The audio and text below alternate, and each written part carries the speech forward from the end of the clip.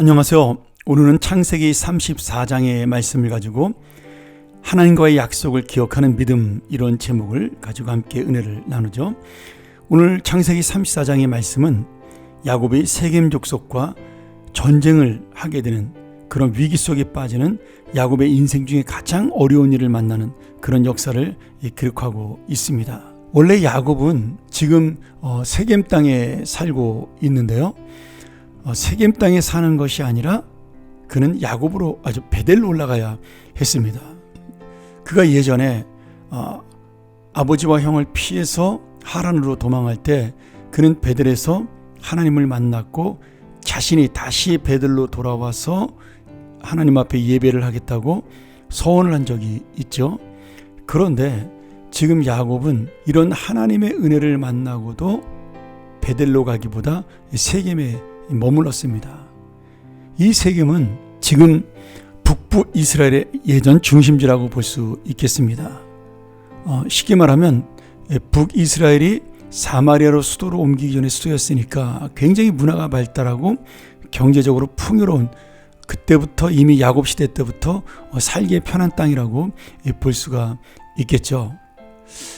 쉽게 말한다면 그리심산과 에발산의 중간으로 예수님이 사마리아 여인을 만났던 수가성이다, 이렇게 생각하면 되겠습니다. 그런데 야곱이 지금 가야 될 베델은 조금은 삭막하고 사람이 많이 살지 않는 그런 척박한 환경을 가지고 있었습니다. 그러기에 야곱은 하나님의 약속을 기억하지 못하고 베델에 가지 않았으며 지금 이 세겜 땅에 안주하면서 그 당시의 사람들과 교류하며 산 것이죠. 아마도 야곱은 이제 형하고도 화해했고 아버지도 모시고 사니까 이 정도면 내가 이제 좀 안전하게 평화롭게 살 수 있겠다, 그런 마음으로 세겜 땅에 머무른 것 같아요. 그런데 그가 놓친 것이 하나 뭐가 있었냐면, 이러한 안식과 평화를 주신 분이 하나님이고 이미 하나님께서 예전에 베델에서 이런 약속을 주신 것을 놓치고 있다라는 거죠. 이런 일을 통해 하나님이 야곱을 깨닫게 하시기 위해 어려움을 주십니다. 5절 이후에 보면 이런 내용이 자세히 나오는데, 야곱의 유일한 딸이었던 디나가 그 세겜의 시내로 놀러 갔다가 세겜의 추장이었던 그 하몰의 아들에게 강간을 당하게 됩니다. 물론 이 아들은 디나를 보고 한눈에 반해서 그랬지만 그 당시에 율법이라는 것이 없었으니까 자신의 힘의 잣대로 그 여자를 힘으로 강제로 취하게 된 것입니다. 그래서 지금 이 야곱의 아들 중에 자신의 그 디나의 친오빠였던 레위와 시므온이 이 세겜 족속을 속이게 됩니다. 우리가 너희와 사돈이 되려면, 결혼하는 혼인관계를 맺으려면 우리 하나님의 법대로 할례를 행해야 된다. 그래서 이 세겜 족속은 순진하게 그 말을 믿고 전부 남자들이 할례를 행하고 아파서 고통 중에 있을 때 이 시므온과 레위가 사람들을 이끌고 가서 전부 그들을 학살하는 무서운 일을 벌이게 됩니다. 오늘 이 레위와 시므온이 큰 잘못을 하게 되죠. 하나님의 약속의 증표인 할례를 이용해서 자기들이 복수를 하게 된 겁니다. 그리고 그 복수 후에 속은 시원해졌는지 모르지만 그 세겜 족속들, 다른 세겜 족속들에게 이제 원수가 되는, 원한을 맺게 되는 그러한 잘못을 저지르게 됩니다. 결국 이 시므온과 레위는 나중에 이 죄로 인해서 장자의 직분에서 빠지게 되는 그러한 하나님의 진노를 또 받게 되죠.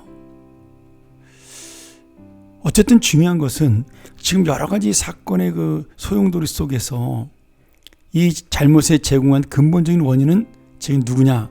바로 베델로 올라가지 못하고 이 땅에 머무르려고 했던 야곱의 잘못이라는 겁니다. 그래서 야곱이 이것 때문에 고민하고 또 자식들과 갈등하게 되고 그 세겜 족속에게 두려움을 가지고 정말 이제는 내가 큰일 났다고 생각할 때 그가 하나님의 음성으로 다시 한번 하나님을 만나는 역사가 일어나게 되죠. 오늘 여러분, 우리가 이 말씀을 바라보면서 다시 한번 기억해야 될 것이 무엇입니까? 하나님께서 우리에게 평안을 주신 이유가 무엇인가? 나에게 복을 주신 목적이 무엇인가를 놓치지 말아야 합니다. 내가 안락하게 사는 것, 평화롭게 사는 것, 물론 하나님의 복이죠. 그러나 하나님께서는 그 일을 통해 우리한테 믿음으로 살라고 말씀하십니다. 베델로 올라가라. 바로 너의 믿음을 예전의 믿음으로 회복하라. 나를 붙들었던 그 은혜의 믿음으로 돌아가라. 예수 그리스도의 십자가와 부활의 복음으로 돌아가라. 저는 이 말씀이 바로 야곱에게 주신 말씀이 아니라 오늘 우리 교회와 우리 개인에게 주는 말씀으로, 우리 성도 모든 분들에게 주는 말씀으로 믿습니다. 오늘 여러분, 우리가 어디로 돌아가야 됩니까? 믿음으로 돌아가야 합니다. 이 나라와 이 민족을 위하여, 이 교회를 위하여 다시 한번 하나님을 의지하는 복음으로 돌아가야 합니다.